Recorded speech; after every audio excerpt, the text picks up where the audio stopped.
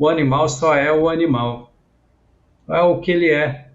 A galinha é galinha, ela vai ter os problemas que são os problemas de galinha. Agora, o ser humano é algo mais complexo, né?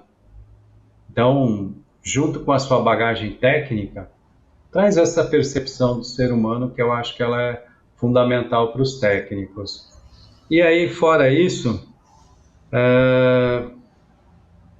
muito mais importante que conteúdos, né? É essa inteligência de você saber articular a aquisição de novos conhecimentos como se fosse uma criança.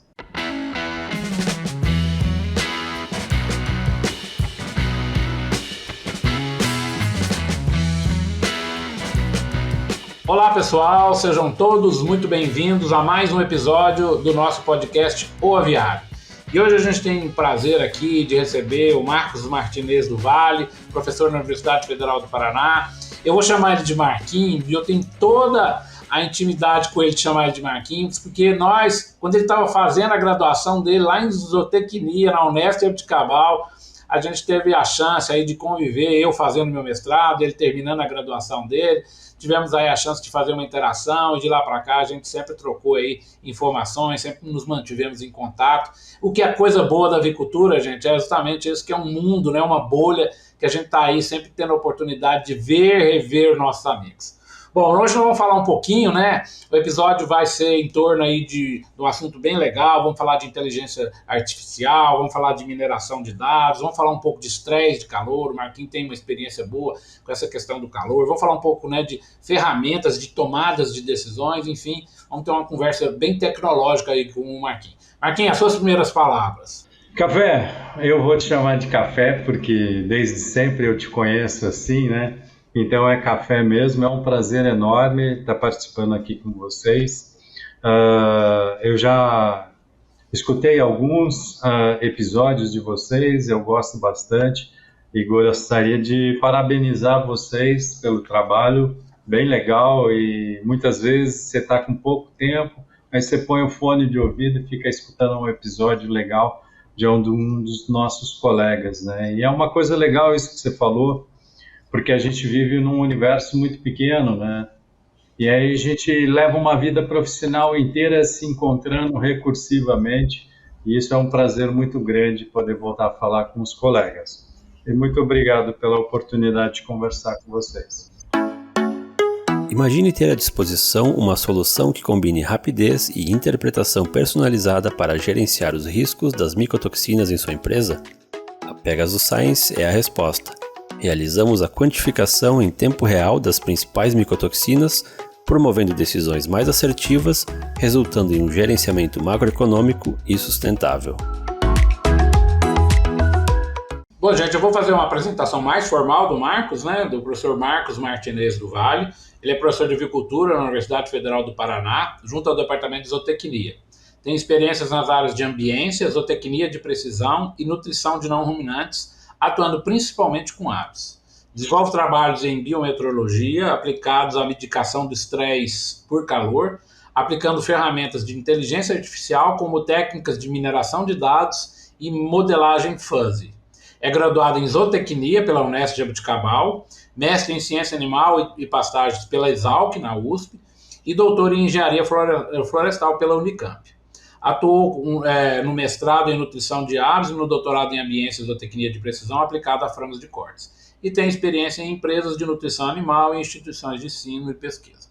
Bom, tem uma longa, né, folha de serviços prestados à avicultura. O Marquinhos é bem conhecido, né, uma pessoa que está sempre nos congressos, está sempre conversando, orientando alunos, enfim, publicando trabalhos, é bem ativo. Bom, Marcos, vamos conversar inicialmente, fazer hoje, né, as empresas têm muito dados e têm dificuldade de tomar decisões em cima de dados. E você tem trabalhado aí com essas ferramentas de inteligência artificial, né, você conhece bem essa questão da mineração dos dados, podia falar um pouquinho sobre essas tecnologias, redes neurais, como que essas coisas funcionam. Enfim, vamos começar a nossa conversa. Como que você acha que os dados que as empresas têm disponíveis, muitas vezes estão lá nos computadores das empresas, podem virar alguma tomada de decisão para os diferentes gerentes das diferentes áreas das empresas. Como que você acha que isso começa a ficar mais fácil com a entrada dessas novas tecnologias de inteligência artificial? Enfim, como é que você faz essa relação entre a empresa possuir os dados e esses dados virar uma decisão que seja estratégica para a empresa? O Café, você tocou no assunto que é a base de tudo isso que a gente vê com essas novas tecnologias de inteligência artificial, é de como que esses dados estão disponíveis, né? A gente é de uma época que a gente ia para o experimento com um caderninho.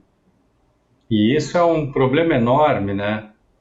Porque você tem o lançamento no caderno, aí o caderno você tem que transpor para uma planilha de Excel, e esse trabalho de transposição ele é sempre árduo, extenuante, e ele demanda tempo, e sempre envolve erro, né? Acho que o grande dilema para a gente hoje é a gente sair desse sistema manual e automatizar essas coletas de dados. Acho que esse é o grande impasse e dificuldade, né? Quando você fala em automação da coleta de dados, a gente está falando isso lá na granja, porque muitas vezes você está lidando com pessoas que têm uma capacidade muito baixa em trabalhar com sistemas mais sofisticados. E é onde que a gente tem o nosso maior problema, porque a fidelidade do dado que está sendo coletado lá no campo é o que vai definir tudo que você pode fazer. Então, quando a gente trabalha, por exemplo, com mineração de dados, tem alguns jargões, né? Que se você entra com um lixo de dados, o que você vai tirar vai ser um lixo também. Então, esse é o nosso primeiro problema, né? Como você adquire os seus próprios dados com grande fidelidade? E o outro problema é esses nossos dados históricos, né? Porque esses nossos dados históricos, a gente pode dizer de uma forma figurada, então várias vezes eu uso figurações, uma fruta não cai muito longe do pé. Isso quer dizer que os seus dados históricos, o seu histórico produtivo do ano anterior, é o que você vai esperar para o ano seguinte, ou lote anterior. Você não vai esperar um desempenho muito diferente para o lote seguinte, e isso significa que as coisas acontecem dentro de padrões, e esses padrões eles podem ser extraídos, e você usar esses padrões internos que você tem para você ou prever seu futuro, ou você mitigar problemas recorrentes. Isso é muito comum a gente trabalhar com uma determinada integração ou granja, e você tem numa determinada região um problema de manejo recorrente, e isso aparece nos dados. E quando você tem essa leitura, essa capacidade de leitura, você consegue resolver o seu problema olhando para o seu passado. Então, a gente trabalhou um tempo na Vitagre, a gente trabalhou muito com dados zootécnicos dentro da Vitagre. Então, o que a gente fazia? Era constantemente olhando os dados zootécnicos registrados para a gente identificar os pontos de oportunidade para poder desenvolver soluções futuras. Onde que a gente está hoje é sobre a nossa necessidade de digitalizar tudo isso. Porque a maior parte das empresas, elas estão numa condição de utilizar ainda planilhas de Excel, algumas têm os seus data center, que já facilita muito, mas ainda a gente tem um problema da rastreabilidade do dado em vários pontos da cadeia produtiva. Então, se eu consigo rastrear um dado, a gente fala muito em rastrear o dado dentro de uma integração do ponto de vista do consumidor, né? E aí a gente esquece de falar de como que esse rastreamento de dados dentro da integração é importante propriamente para a integração em si, né? Na construção de sistemas de suporte a tomada de decisão. Sobre a mineração de dados, ela é uma técnica legal para a gente costuma trabalhar com uma técnica específica, que é a técnica de classificação. A gente pode trabalhar com outras. A classificação é a principal, que ela é uma modalidade do que a gente vem chamando de aprendizado de máquina. E aí, aprendizado de máquina, a gente tem o supervisionado e o não supervisionado.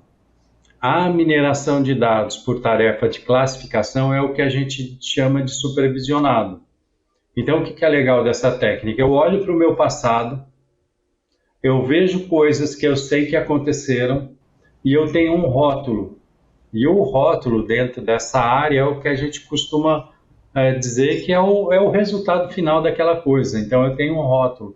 A partir desse rótulo, eu consigo, em função do meu banco de dados, dizer que alguma coisa aconteceu sobre isso ou sobre aquilo. Então, a gente já trabalhou dentro dessas técnicas com dados de incubação, com dados de matrizes, com dados de frango de corte submetidos a ondas de calor. Então, a gente tem mais ou menos essas experiências que a gente pode contar. É claro que, então, assim, para traduzir isso, né, para os nossos gerentes de produção, aí, sejam em granjas, incubatórios, etc., muitas vezes ele tem que entender a qualidade do dado que ele está colhendo, e essas ferramentas vão mostrar para eles, às vezes, uma coisa, como você falou, que ele não está enxergando ali naquele momento. Criar, por exemplo, tem um determinado padrão de nascimento, uma determinada janela de nascimento. Tá bom, ele está enxergando uma coisa, mas às vezes os dados deles vamos dizer, aperfeiçoar, talvez, vamos dizer, dar uma sintonia mais fina, mais pura em relação ao que está acontecendo. Seria mais ou menos por aí, Marcos? Você tocou num ponto crítico, né? Vamos falar, por exemplo, de mortalidade de frango, né? A gente pode falar de 0,1% ao dia dentro da média, dependendo do período que você está. E na hora que você entra numa onda de calor, você pode vir de um padrão de mortalidade que era em torno de 0,05, 0,03 porcentagem de mortalidade diária e pular para 0,2. Então é um aumento de mortalidade muito maior. A primeira coisa de você conseguir pegar essas pequenas diferenças, que é um diferencial, é você conseguir falar o valor econômico do problema. Então, quando a gente trabalhou com ondas de calor, junto com a equipe da FEAGRE e Unicamp, uma das coisas que a gente fez foi quantificar, dar um valor econômico. E a pergunta é sempre, como eu posso me dedicar para dar uma solução para um problema que muitas vezes eu até acho que ele não é muito grande, se eu não tenho o valor econômico desse problema? Porque quando você tem essas mensurações, quando você tem essa capacidade numérica de entender o valor econômico do seu problema, você é capaz de entender de que tamanho é a magnitude da solução que você tem que imprimir. Então vamos falar sobre, por exemplo, alta mortalidade por estresse por calor. Então, se você tiver que desenvolver uma ação mitigatória além daqueles recursos do teu aviário, ou seja, aquilo que você pode fazer emergencialmente, seja modificando uma dieta para um período de 3 dias ou uma semana, ou utilizando sais via água, quanto que custa isso? Então você se motiva para fazer essa estratégia de mitigação quando você sabe sua perda produtiva. Então hoje a gente tem uma dedicação também de mensurar um pouco de que tamanho são essas perdas produtivas. E quando você sabe um valor econômico de uma perda, você sabe quanto você pode investir em estratégia de mitigação. Acho que esse é um ponto fundamental de você ter a fidelidade dos teus dados para você poder fazer uma conta que te permita tomar decisão. Ô Marcos, muito legal, isso realmente é bem interessante, né? Você só pode avaliar o problema que você tem quando você tem o dado na mão e ver quanto que ele custa. E aí você tem toda a razão, né? Aí você pode propor uma solução que vai ser compensatória do seu ponto de vista financeiro. Mas pensando agora em inteligência artificial, em learning machine aí que você falou, como é que você acha que essas ferramentas vão entrar nas empresas? Quer dizer, você acredita que, claro, isso está se popularizando com uma velocidade impressionante, né? A gente tem visto isso, né, em aplicações práticas aí no dia a dia aí da nossa vida, mas dentro da avicultura, você acha que essas tomadas de decisões, a própria máquina vai dar conta de pelo menos fazer, talvez não tomar uma decisão mais complexa, mas pelo menos avisar ou prever alguma coisa para o gerente, de forma que ele vai ter isso com muito mais precisão e com muito mais celeridade? Café, a gente tem que entender, assim, a gente tem um pouco, assim, como é que eu vou dizer? Uma visão um pouco fantasiosa do que a inteligência artificial pode fazer. A gente tem as superinteligências, que é uma modalidade de inteligência artificial, que elas fazem muito mais do que a mente humana é capaz. Então, essas superinteligências são raríssimas empresas, são pouquíssimas que trabalham com superinteligência. Elas exigem supercomputadores e dificilmente ela vai estar disponível no campo.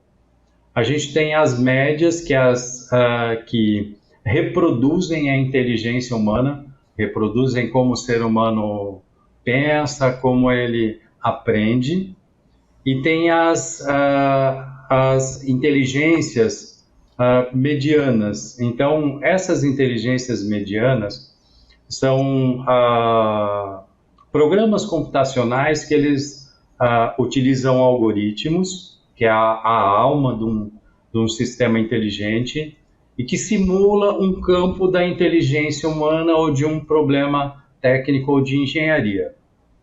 Então, essas baixas inteligências artificiais é a modalidade de inteligência artificial que vem entrando dentro da casa da gente, dentro do carro, e que está entrando dentro das granjas também. Então, esse tipo de inteligência artificial, ela depende muito da história. Então, você depende de ter dados para você apresentar uma solução. Então, assim, do ponto de vista dos produtos que essas empresas podem trazer, a gente tem um grupo, que são os grandes grupos, que têm a capacidade de grandes armazenamentos de dados, que conseguem trabalhar com equipamentos IoT. Então, você precisa que a granja modifique para esse tipo de equipamento. Então, essas têm capacidade de uma solução mais abrangente para uma integração. A contrapartida, a gente tem outras inteligências artificiais que principalmente são os sistemas de suporte à decisão. E hoje, se a gente entra numa granja, depois de tudo que a gente já viu de evolução de avicultura, é difícil você entrar numa granja e ter um problema bem simplesinho. Porque sempre você tem uma complexidade do sistema que você tem que entender. Você tem universos diferentes de conhecimento que você tem que abranger para uma solução.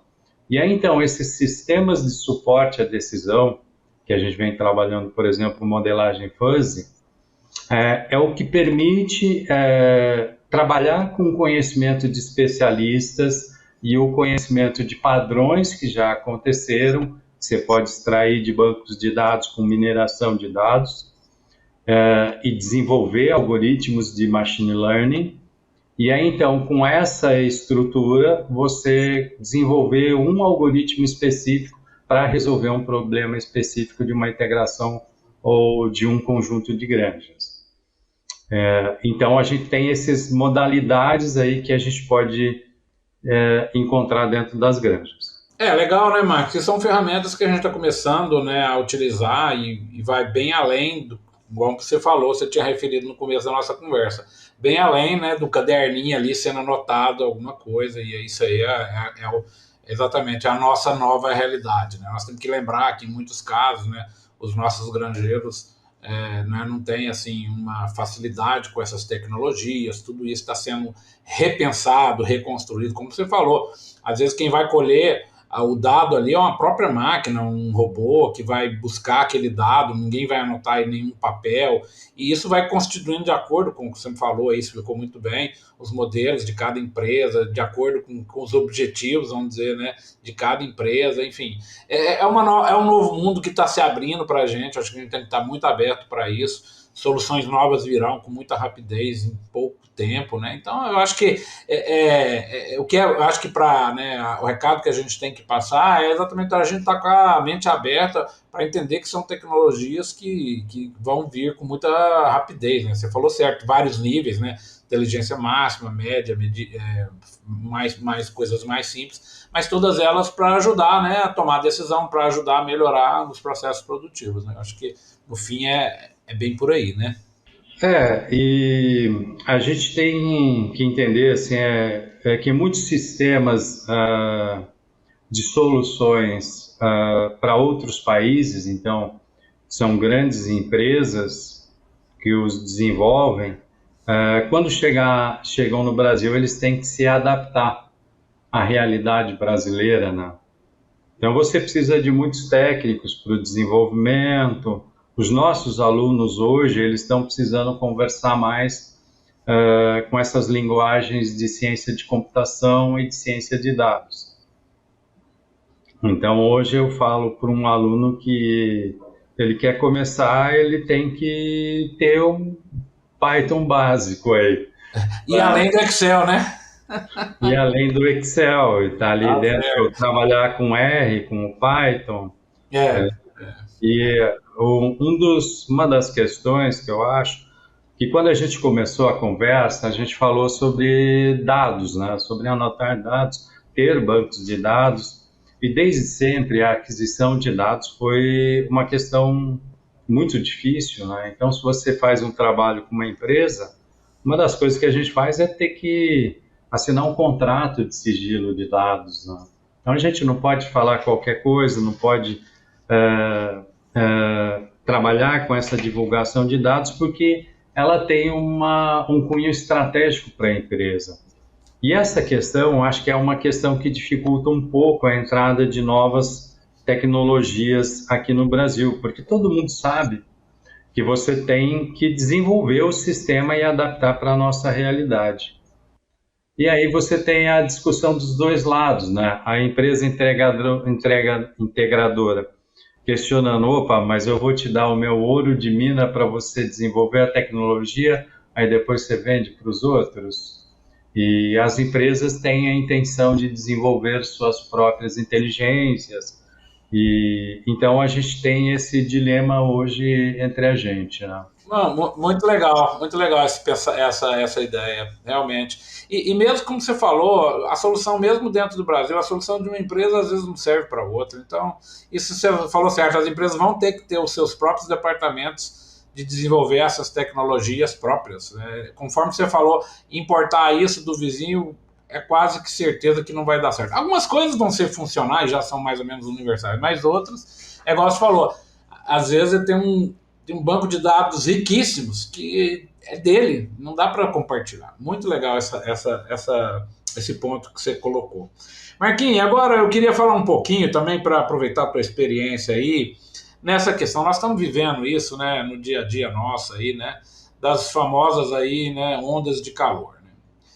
O calor sempre esteve presente na avicultura, desde sempre a gente conhece muito bem, está muito bem mapeado os prejuízos que o calor, né, acarretam tanto no frango de corte, quanto na poedeira, quanto na matriz, né? Então a gente conhece bem essa questão. Só que como essas ondas hoje estão cada vez mais intensificadas, mais frequentes e com valores até que a gente nunca experimentou, Eu queria aqui, é claro, de uma maneira geral, é claro que tem tecnologias específicas, eu não quero entrar em detalhes, né, mas eu gostaria, assim, pegar a sua experiência, é uma pessoa que trabalhou muito com ambiência, conhece essa questão dos dados versus ambiência, e é uma coisa absolutamente do momento, né? Como é que você está enxergando, Marquinhos, essa questão? O que as empresas podem fazer além do que a gente já faz em relação a qualquer tipo de, vamos dizer, de atitude ou de ações que a gente pode fazer para diminuir os impactos desse calor na produção, né, de frango? Volto a dizer, eu acho que talvez nós da avicultura, por já termos lá atrás feito a seleção de casa, de investir em climatização, muitas empresas hoje já têm aviários climatizados, uma climatização bem dentro da questão, né, comportada em relação à questão financeira, são modelos que funcionam, que têm viabilidade financeira, mas mesmo assim, né, a gente ainda sofre um pouco com isso. Como é que você enxerga essa questão do calor na avicultura? O calor é quase que um atropelamento, né? A gente tem que enfrentar ele a uma eminência e a gente começou a trabalhar com essas coisas de onda de calor em 2005 com o pessoal da engenharia agrícola lá da Unicamp, a Irenilza, a Daniela Moura. Então, fui orientado da Daniela no meu doutorado e lá a gente começou um trabalho de medir essas condições de estresse interna e externamente nos aviários e comparar com estações meteorológicas, né? Então, essas comparações, para a gente, desde lá, a gente tinha em foco de uma hora a gente chegar numa capacitação da gente poder olhar para os dados de uma previsão meteorológica e entender o que acontece lá dentro do aviário. E quando você tem esse entendimento, de novo eu volto naquela questão das perdas produtivas. Você tem dois caminhos. Você tem, não vou fazer nada, vou usar só o que eu tenho dentro da granja e deixo o pau comer, ou eu vou fazer alguma coisa. E aí, se eu vou fazer alguma coisa, eu tenho que pegar uma ação que represente algo de valor econômico, né? Então, para algumas integrações, a gente chegou a fazer umas contas para uma integração de umas 450 mil aves abatidas no dia, que não é algo muito grande, e você tendo ali uns 60% de aviários convencionais, você vai chegar numa perda produtiva equivalente a um apartamento popular por dia de onda de calor. Então, você já tem um valor econômico. Se você tem um valor econômico, você sabe que você pode investir pelo menos uma parte desse apartamento que você perde em aves que morrem por dia, e sempre são as aves de melhor peso, de melhor condição para o abate. Você pode investir em formas de mitigação. E aí você tem várias formas de mitigação. Uma delas é você mudar o balanço eletrolítico da dieta quando você tem um horizonte que te permite essa mudança de formulação. E aí então você depende da logística da integração. Só que essa mudança, por exemplo, você fazer um balanço eletrolítico de uma dieta de frango, você vai aumentar esse custo dessa dieta, muitas vezes aumenta bem. E por isso que as pessoas não gostam de usar balanço eletrolítico constante, porque você muda o custo da dieta. E aí, na contrapartida, você pode usar outras estratégias, como a adição de sais via água. A gente acredita muito nessas estratégias pontuais, como ferramenta de zootecnia de precisão. Então, você usar dosadores e aplicadores para você ter soluções vitamínicas e eletrolíticas para você adicionar pontualmente na água. Esse tipo de solução é uma solução que você consegue implantar numa determinada região num horizonte de dias. E as previsões meteorológicas, elas podem te dar um horizonte maior. A gente tem um dos nossos trabalhos que a gente precisava medir aviário, e a gente tinha uma condição muito específica. A gente tinha que chegar no aviário, tá uma onda de calor, então eu precisava estar com temperatura acima de 30 graus, e além de estar com temperatura acima de 30 graus, eu precisava ter frangos com no mínimo 28 dias de idade. Então, para esse desafio foi quando a gente começou a exercitar as previsões meteorológicas. Porque eu tinha uma equipe que tinha que sair, na época a gente estava baseado em Santa Maria, e eu não tinha aviário logo ali do lado. Então eu tinha que andar uma distância razoável, tinha que ter diária para os alunos, para poder instalar os equipamentos, ficar lá, então eu tinha que ter certeza da condição. Então, por intermédio dessas previsões meteorológicas, que a gente fazia com 30 dias de antecedência, a gente está muito acostumado a criticar o erro do dia que vai chover. E a gente avalia muito pouco a previsão meteorológica sobre a temperatura máxima de um determinado dia, que ela é muito mais eficiente. Então, e esse é o nosso problema, né? Essas temperaturas máximas no dia. Então, a gente conseguiu ter essas previsões meteorológicas, chegar no aviário, pegar exatamente a condição mínima que a gente tinha necessidade que tivesse e fazer nossas medições. Então, a gente mediu o aviário de várias tipologias diferentes, né? E uma das coisas que a gente consegue dizer é que o sistema de resfriamento evaporativo, ele tem limite. E ele não consegue mitigar 100% do calor. Então, isso quer dizer que mesmo nos melhores aviários, você ainda vai ter um impacto quando você tiver os extremos climáticos. Então, essas perdas produtivas a gente pode esperar. E aí, com base nesse período desse trabalho, que a gente foi desenvolver um outro trabalho que aí envolve a modelagem fuzzy, que é um sistema especialista de inteligência artificial. Ou seja, eu posso trabalhar com literatura, posso trabalhar com conhecimento de pessoas que sabem muito de um problema e desenvolver um algoritmo de suporte à tomada de decisão. A questão desses sistemas de suporte à tomada de decisão, por exemplo, é você envolver questão econômica, questão de ambiência, questão de manejo, questão de tipologia de aviário. E é pouco provável que você tenha um multi-especialista no campo. E aí, então, esses algoritmos de sistemas de suporte à decisão, eles servem para você ajudar essas pessoas a tomar decisão na hora que você tem um problema mais complexo. E então, o que aparentemente parecia ser um problema pequeno, quando você olha uma granja só, mas na hora que você põe o montante, joga na integração e joga na escala, aí você vê que um probleminha que aparentemente era pequeno é do tamanho de um apartamento que você perde por dia. É isso aí. O que é legal é exatamente isso. Quando você casa essas duas tecnologias, né? Você, como você muito bem mostrou, mostra muito bem para a empresa o tamanho do problema que ela tem e o que ela pode fazer para mitigar, certo, aquele problema.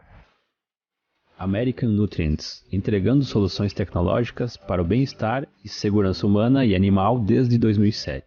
Alicerçados ao conceito One Health, os produtos e a inovação da American Nutrients contribuem para a saúde humana, o bem-estar animal e a preservação do meio ambiente.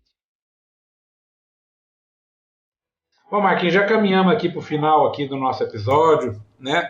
A gente normalmente termina nosso episódio com 3 perguntas. É uma tradição aqui do nosso podcast, né? A primeira seria em relação a uma referência de livro na área técnica que você trabalha. Você tem algum livro aí que você gostaria de fazer alguma referência?